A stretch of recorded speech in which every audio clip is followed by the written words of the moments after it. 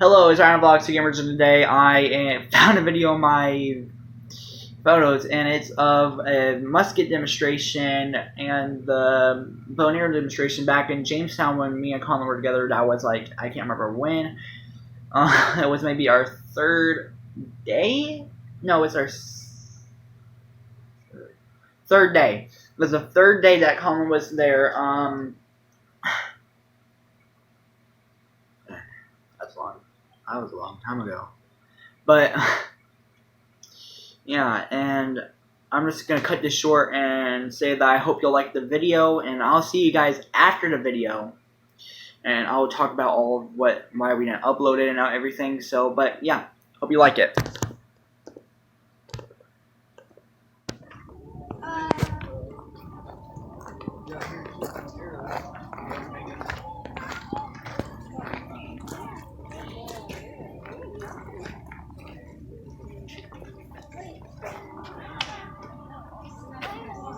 Three out of three, not bad. My turn. I blow that strong part. Yeah, just stand there and hold it for me. Trust me, I'm a good shot.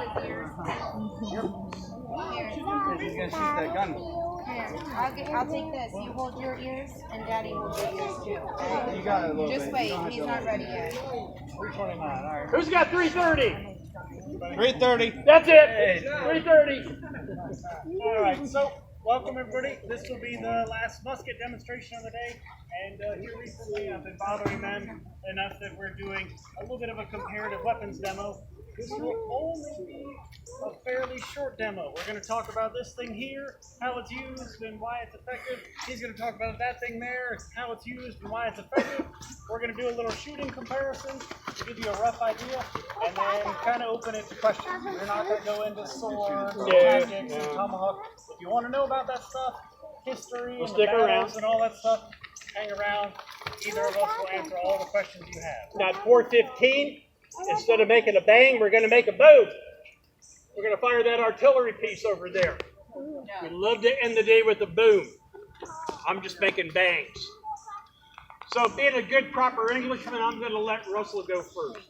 So, this is going to be the main weapon that we're talking about here. How many of y'all have ever shot a bow before? Perfect.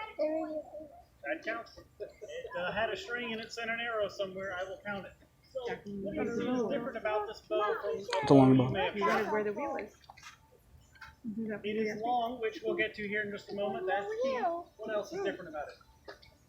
It is made of wood. It's a fairly simple weapon. Out here used to be the bark of the tree. In here used to be the heartwood. The string here is made out of one of three things. The tendon that runs all your muscles and bones together. The intestines, where your food likes to travel through. Or leather, the actual strips of skin. I prefer gut. It's good, strong, fast string. You will also see something conveniently missing. What's missing from this bow? The wheel. Sight. There's no sight, no shelf. You shoot right off your knuckles. And I also like to point out for people who shoot compound bows, there are no training wheels. You gotta do it by yourself. So, it's the basics of that weapon. Despite all of this, the colonists themselves, they write a little bit about the bow, and they say, I imagine there are no better marksmen in the world, that they shoot the birds from the air, the beasts as they run, and fish as they swim. With such a strength, he says, I saw them shoot one of our men clean through, unarmored, nailing his arms to his sides. He adds to the end, a boy of theirs, holding. Well, perfect. No more than 12 years old, he shot a bird out of the sky right in front of me. So you start training with a bow at about 5 or 6. As adults, the men hunt, fish, go to war. As far as the range, the English accounts on that are pretty scant. They say at 40 yards, which is not quite those little white nubs in that field, they say they reliably hit level or near their mark on a small target. So we're thinking maybe a dinner plate. Some of the men can probably hit a man reliably to 60, 70, 80 yards. At 120 yards, they say they hit their best random shots. There's two problems with that. One, that it's really vague. And two, an arrow can kill you at 120 yards. But what are you going to do if you see it coming? Ooh, yeah. It's lethal at that distance if it hits you in the right place, but it's also not terrible fast. So this weapon is quick.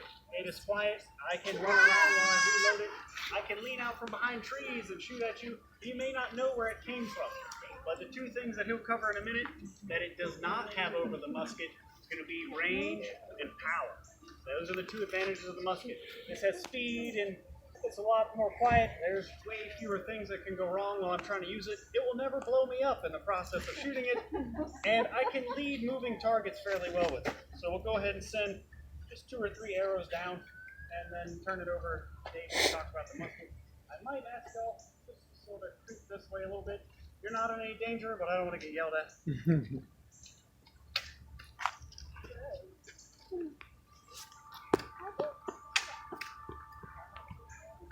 Mind your way. And the very last and quick point is what your arrows will be. Blunted or sharpened for small game, squirrels and rabbits. Stingray spines like this, and bone and antler for fish and birds and medium game. And then stone points for deer, bear, wolves, and people you don't like. This can have teeth that are sharper than a steel knife. The arrow spins because of the fletchings. And so once this buries in here, what are your options? Break the arrow, maybe eventually push it through. What happens if you do this? Bad things. What happens if you don't do anything? There'll probably be another one. What happens if you run around and you don't address it? And the last thing that you might see on the end of these arrows is probably not too visible to the naked eye. What do you think that might be? Poison. The only one we know of is pulverized rotten deer liver mixed with rattlesnake venom, which they say is certain for the killing of a man. But that is the basic use of the longbow. All right. This is a matchlock musket. Matchlock. This is my ignition system. That's why I'm walking around with the burning cord between the fingers. This is special rope. It's been treated. And today we have to make our own because you can't go to Walmart and buy slow match. So we take hemp cord, boil it for 3 to 4 hours in a solution of vinegar and gunpowder. Guys, that's the same basic recipe 400 years ago, except this would have been manufactured in England, shipped over to the colonists, already made, ready to use, along with everything else. This is a very simple weapon to learn how to shoot. I could teach everybody here in just 2 weeks how to shoot this. It takes a lifetime to be the master of the bow and arrow. It takes 2 weeks to shoot this. I need gunpowder. I need fire. There's the fire right there. The gunpowder would be in these wooden bottles. This whole belt is called a bandolier. The little pouch down here, that's your shot bag, where they carried all their musket balls. These wooden bottles are called chargers. They're hollow. Cap slides up. Each one holds enough pre-measured gunpowder for 1 shot. 1 bottle, 1 shot. 1 shot, 1 shot, 1 shot, 1 shot, 1. I got more behind me I can't even reach yet. Of course, got to remember, I'm not the only soldier out here. I might have another 49 guys with me. So you got 50 shots. 50 shots. So how this works is step number 1, to prime the pan, put a little gunpowder in that compartment there called the priming pan. Today for demonstration, I'm going to be using paper cartridges. I keep those in my shot bag because they don't give me any shot. So step 1, prime your pan. Takes a little longer than it does him to notch an arrow, right? 20 to 30 seconds. Step 2, swing the pan cover shut. That will remain closed till I'm ready to shoot. Step 3, turn the gun over, open up one of these bottles, pour all the gunpowder down the barrel. That would be followed by a musket ball. I am not shooting one today, substituting the paper for the shot. Got to make sure everything got down to the bottom. Every musket has a stick underneath it. They call it a scouring stick. I call it a rammer because I'm ramming everything down, packing it in. What I'm doing is compressing all the loose grains of gunpowder to get a bigger, better explosion. Pull the rammer out. I am primed and loaded. Bring the weapon back up. Take one end of my specially treated slow match. Blow all that ash off. And you're doing this in 20 to 30 seconds without all the talking too. Blow the ash off so I have a nice red hot coal. Cock it, put it in the holder, which is facing the priming pan. The holder and the trigger are connected together with the bar inside here. So when I'm ready to shoot, aim, reach up, swing open the pan cover to expose the gunpowder, pull the trigger.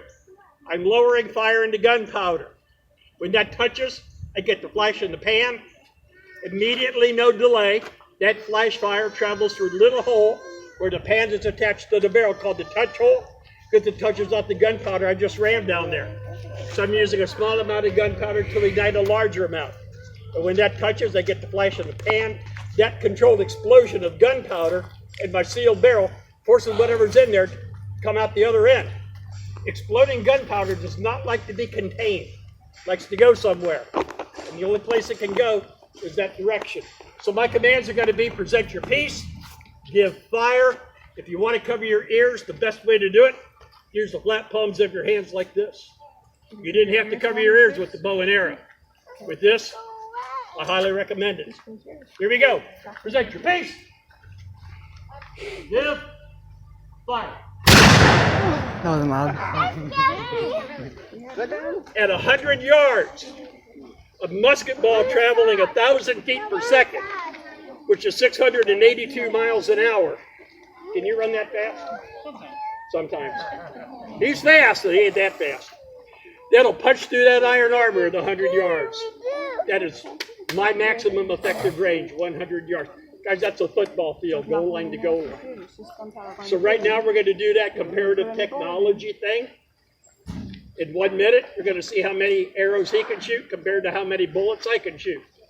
Who's got a timepiece? So this will be a bit of a rough measure. The things to remember, which is why it's a rough measure. Neither of us really has to aim at anything. Correct. I'm aiming at a stack of hay, but it's like 10 feet down range. I'm not a talented archer. I did not start at 5. I started at 8. I had to get a license and do all that other kinds of stuff. And he doesn't have to load a musket ball.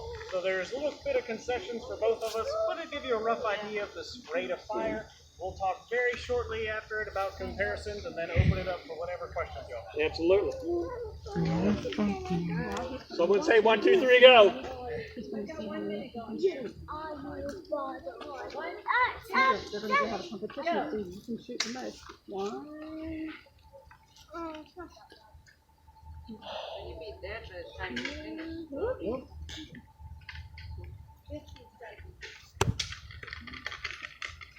Generally, we start with him shooting to kick us off.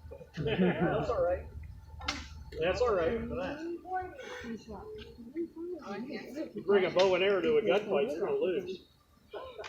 Got your piece. 6 times already. Yeah. Fire. Reload. Next ready, your piece. Who's concerned I'm putting gunpowder down a hot barrel? Yep. Thank you. Don't be.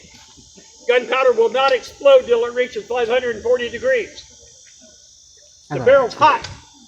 It's not 540 degrees hot. Oh, give me a break. Who's counting? You had our arrows already? Here's my second shot. You lost. I mean, if you have friends, I can send them. We got a lot of friends. Just none of them here with me. Here you go. I'm just gonna do it this time because I. Is that your piece? Yep. Fire.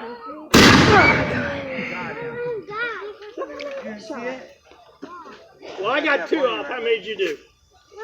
7. Yeah, like 11 or something. 11. 7, 11. Generally, Right down the road. Generally, the number we get for this is anywhere from 5. Sometimes there's technical faults, and you might see 9 or 10. It's just an illustration of the difference. On his side, you have a weapon with a lot of power and a lot of range. It is slow and it is weather affected. This, you have a weapon which is fast, not as weather affected, and I can run around. But if a musket ball hits you anywhere roughly close to your center, that's pretty much it. It only takes 1. Yeah. If an arrow hits you, you could die within 10 seconds. It could be a couple minutes, depending on where it is. You might live a couple days. It depends on the placement. But the main thing to remember is that both of these sides will be constantly using this thing to make sure that their ranged weapon is most effective. And last thing I'd like to ask you to illustrate a point, How many of y'all, by show of hands, would choose the musket as your weapon of choice? Okay. We got a couple. How many of you would choose the bow? Okay, that always makes me feel good. I feel the same way. But important thing to remember, there's debate back then amongst both the Powhatan and the English to an extent. Powhatan men in the earliest days will steal, trade for, and seek out muskets and swords and all to use. And in the Second War, some of the English leadership, in desperation from big losses, will send boatloads of bows and arrows over here, intending for the colonists to use them against the Powhatan. So both sides value their own weapon and the other's long-range weapon. It's debated by them even at the time to an amount. But if y'all have any questions, We're going to stick around till, well, at least till 4:30. Thank you. Right. So I hope y'all liked that video. It was maybe, if I'm right, it's 14 minutes long.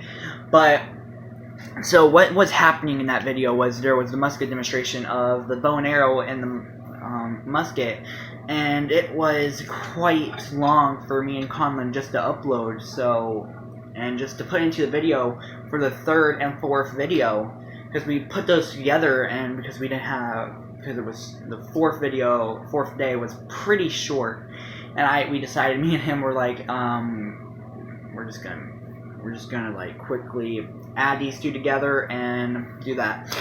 So what we did was say, we're gonna just cut this video out. He's like, hey Rylan, I don't think this is gonna be able to go into the video, and I was like, okay, whatever. And it went from there. So after that, we went ahead and we decided to just scratch that part of the video.